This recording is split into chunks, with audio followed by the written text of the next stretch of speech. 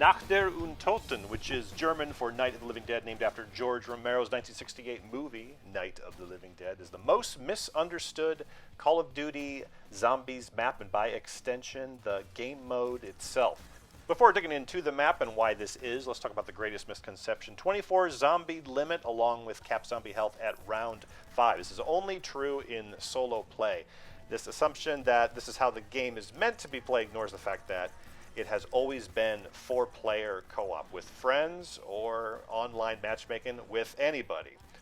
But this gross misrepresentation of what the game mode is about, it's perpetuated by zombie YouTube channels along with just genuine ignorance of the fan base, thanks to re-released original maps in Black Ops 1, Black Ops 3 that added different mechanics. It means it's one of the hardest, if not the hardest map, rather than one of the easiest, where simplistic things like training around with a flamethrower by yourself were never a viable strategy. If you want details, though, on this, check out zombicus.com. It goes over zombie numbers, health, depending on the number of players that you have in a match, linked in the description below. So always keep an eye in the bottom right or wherever the player scores are. Make sure there's 4 different scores, then you know it's not just being played in solo. You spawn in a military bunker at night with some familiar stuff in the early stages. If you've played any other zombies maps before, you have an M1911 pistol. Zombies come through the windows that you can board up, and this is still early on in the series where you want to be boarding up the windows early because the maps are more enclosed.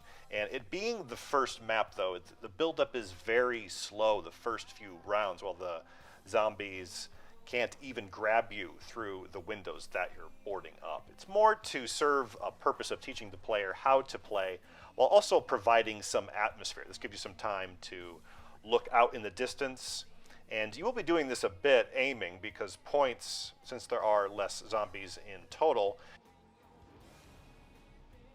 you're taking your shots carefully because there are less zombies and you need enough points to open that first door, get that first weapon. Otherwise, you're stuck with what is in the room. And the wall weapons, compared to more modern games, much weaker. You have a bolt-action Kar 98K that fires very slowly, shot by shot, because it's more accurate, has some more power. M4 carbine that you can fire one after another, a little bit weaker shot to shot. But these weapons, they fire a little bit more slower.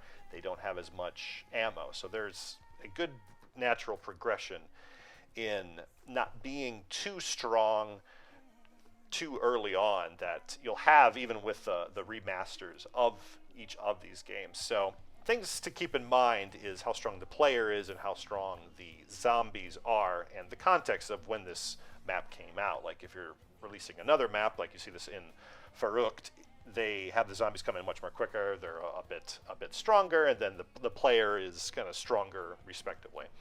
A negative is technically it doesn't run as well as future games, but some, again, misconception here too. You have to be specific. It doesn't compromise the gameplay in any way, shape, or form. It's mainly just it's a little less smooth compared to Black Ops 1. And this is something you do notice immediately, but in terms of actual gameplay, when you're aiming, when you're firing, no matter what weapons you use, get into high rounds where you're fighting against a ton of zombies, it's really small potatoes because you can still aim no problem. You have other things to deal with, like recoil of the weapon or your mobility, those sorts of things. So it's good that they improved upon it. It's just not game breaking. In comparison, though, to Black Ops 1, I'm not bothering with Black Ops 3 because the perks just make it completely broken. It is very much the same early on. You have the same weapons in Black Ops 1, the Kar 98K M4, and you're starting with that M1911 pistol. So it actually feels even better because it's smoother and runs a bit better, and how the zombies spawn in, it's a little more regular, makes it more interesting, and then you have them like grab through the window. That mechanic was added as well. So it is a little bit better early on. The first, what I call early part of the game, ends around round 5 when you open that help door. Before then, you have the M1911 that you spawn with, and then the 2 wall weapons. And you have a good design here. It's not too overpowered, and it does make an impact with the Kar 98K bolt action. It's cheap. You can aim more accurately, but it fires slowly, so you're guessing that it's not going to go past round 5 too much. Whereas with the M4 carbine, it's a little weaker, but it has a larger clip. You can hold out a bit longer. So if you think your teammates are a bit greedy, you're going to be snatching that one up. With the Black Ops 1 version, you have the mule kick perk that you can pick up later, but the big difference starts to come up when you open that help door. With the original, you have the World War II weapons, but with Black Ops 1, you get those Cold War weapons, and this is the early middle part where everything starts to change. Call of Duty Black Ops 1 released in 2010, 2 years after the original, with World at War Zombies. They re-released the 4 maps from World at War with the modern Black Ops 1 weapons, along with the Mule Kick perk, which adds a 3rd weapon slot. There's a lot more people in the classic lobby than in World at War Zombies. Almost twice as many people playing Nacht Der Untoten than all of the maps on World at War combined when I played on the Xbox consoles. Going back to the biggest misconception, if you've never played the original, you might assume the 24 zombie limit along with the health cap at round 5 thing applies to co-op, and think that it's easier than the Black Ops 1 version. But it's not. Black Ops 1 is much easier. In Black Ops 1, you have the Thunder Gun that you're seeing here that blasts the zombies away with a gust of wind, but that's not even the worst of it. They also added monkey bombs, and these are the ultimate get out of jail free cards. You get 3 monkey bombs when you get it out of the box, and then oftentimes you have at least 2 people having them, so that's at least 6 or more of these get out of jail free cards. A max ammo doesn't replenish your grenades or Molotov cocktails in World at War, but it sure does for your monkey bombs in Black Ops. Then you have the other mystery box weapons on top of this. I mean, sure, you have weapons like the knife or the China Lake, everyone remembers, but nowhere near the amount of weak World War II weapons, including bolt-action rifles, 2-shot or slow-firing shotguns like the trench gun, and of course Molotov cocktails. This all translates to a, by design, surprisingly boring, overall easier experience. The tension and gravity of getting knocked down is all but gone, since you can just throw a monkey and then pick the person back up, even if they're far off. You see this impact in how well players camp and work together much later in the game. Rather than shooting over each other and holding out in a static prone, crouched, or standing position back in the grenade corner in World at War, it takes too long to get to this point, since your character is much more powerful with these weapons, with the monkey bombs. So it's not a necessity, thanks to the lack of difficulty. So you have this simplistic, inefficient, self-preservation type of movement going on in Black Ops that just isn't possible in the original when you're playing in 4-player co-op.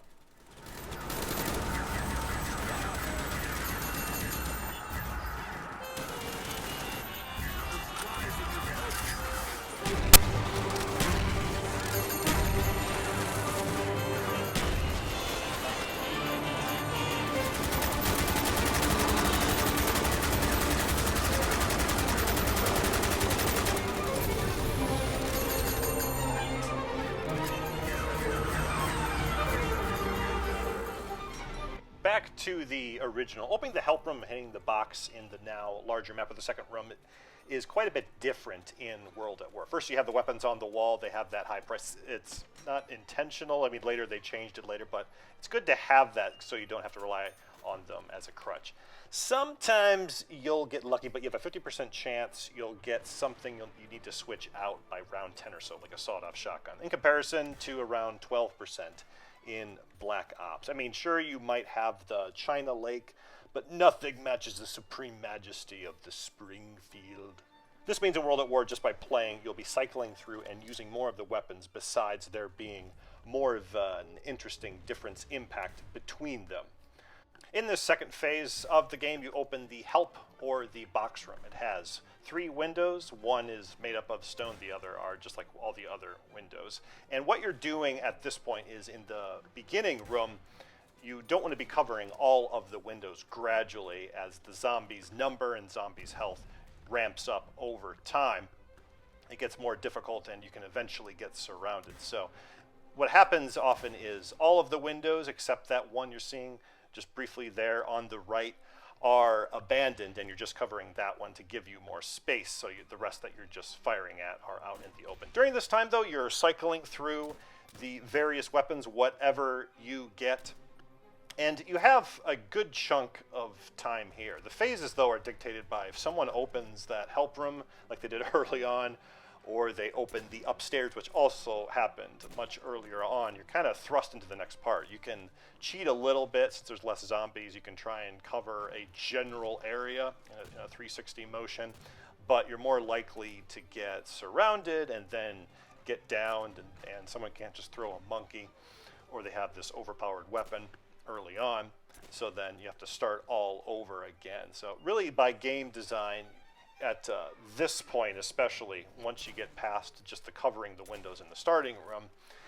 you want to generally stick together. But during this phase, this is the most open. You might have some people all the way on one side, and then just like one or two covering that box room, till eventually it gets closer and closer, and you got those two people covering the doorway. You are skipping out on some weapons, as you're seeing there. I have my Kar 98K, but you want to get one of the powerful ones, like the ray gun or a heavy machine gun or the sniper anti-tank rifle before you go up. Here I have the cocktails, though, in place of monkeys. Someone opened up the top, and now we're on to the last phase of the game. Once you get to this part, it gets harder and harder every round to hit up that box. So the weapons that you currently have, every round it gets harder. You got to stick to doing that 360 motion if you're risking going to the bottom floor, and then if everybody is upstairs, that makes it even harder. So you're waiting for those opportune times with the insta-kill, the bomb, the max ammo, but you got to be careful. It doesn't give you a whole lot of time when you get these, because you have to go all the way down from the far side, get the box, wait for it, and then pick the gun. And like I said, you got that 50% chance of rolling the dice. Like with when you open the help room, you do have window to cover here off to the right that you may or may not do depending on how good the coverage is towards the front or at what kind of round it is. But the end game turnout really boils down to your preparation over the game with the box across the game, eventually resulting in your camping skill, firing together as a unit. You don't have any of those get out of jail free cards, so you're careful at whatever times that you're going down, hitting up the box, and then when you're sitting back in the corner, you want to all be together. Here's an example. I'm getting a Kar 98K, but I'm switching this one out, maybe, possibly, because I am firing at range, even though it is a little bit weaker. Here I got lucky. This is the anti-tank rifle that goes through like several zombies. Fires a little bit slower, but this is in the category a little bit with like the heavy machine guns and then the ray gun sort of being at the top. So it's enough, so I go back up. But you want to be careful when you do this. Here at the end of the last round, we got a crawler zombie. So this is one of those instances where you do have time. And this would be a game design thing. One of the few things I would change, where there is a limited time where they die after so many seconds, because it is a bit of an exploit for the game. This did happen, though, with the World at War maps, that one of them would just die for no reason. Despite being a small map, there is more variety with Nacht Der Untoten than many other zombies maps because of the eventual impossibility to train them around in a circle. You go from covering windows to a mix of covering windows to shooting them out in the open when you open that help room door, and it climaxes when you are eventually firing at them all together out in the open, usually by the grenade spot. There are other strategies, like you can open other doors, you can circle around. Some do the opposite, where they will open up the stairs and then do the next stairs and then camp out in the help room. But for high round, the issue is you have them coming in too quick, and it gets impossible to cover 3 windows while that one corridor where they come down the stairs. So this is by far the most popular, because you can spam the grenades, you can keep grabbing them and throwing them. And it's designed this way. That's why there is that grenade spawn there. But really, the map itself, it's ironic because it's not all that creative. It's based upon an existing map. It's almost identical to one of the buildings on this competitive map called Airfield. And the gameplay, despite this, remains compelling and diverse today. Again, assuming, as always, you're playing it as it was intended in co-op. And the more players that you have, the better, because you'll have more of the zombies, and even like with 2 players versus 4 players with 2, there's less zombies, you have more space to move around, you know, since there's just 2 of you. And you can kind of do that running around even a little bit there, and especially the most when it's just solo. But when you have 4, there's less space, there's more zombies, you can run out of ammo, and the health keeps going up, everything is at a faster rate. Thanks to the number of zombies that you fight, their health, that increases over time, and then with the map itself, the layout, the small size, and the proper balance of the strength of the AI zombies to the strength of the players. There is a balance here that in later iterations is totally out of whack, and then the direction goes less about survival, tense gameplay, and just the challenge to survive to getting to like these high rounds. And here you see it, like there's 2 people are downed. It's not that they're just running off doing their own thing, they're trying to hit up the box, but I'm saying it again, without those monkeys, this happens all the time. And then not only they get downed, that happens with other Black Ops 1 map too. I can't just throw a monkey and pick them up so easily. But despite this, you'll notice that a lot of players, once they get into a map, and I mean, part of it could be because there's just a lower population, you want to stick with the group. If you want to play 4-player co-op, you're going to stay in the game. They will stick around. Even if they do get downed, you lose all of your weapons. Most players, it wasn't that difficult for me to get a 4-player co-op game. It was just a few tries until like everyone would stick around until they die. So like now they're stuck with a pistol, their starting weapon, they pick a gun off the wall, and then they're running back, because again, you can't cheat out. I can't just sit around the box. Even if I get like an insta-kill and just throw some monkeys, they can hit the box several times, because at this point in the game, they have enough points. What all of these elements do over the course of the game is make it about survival. You can't take it for granted that you're going to get to a higher round no matter what.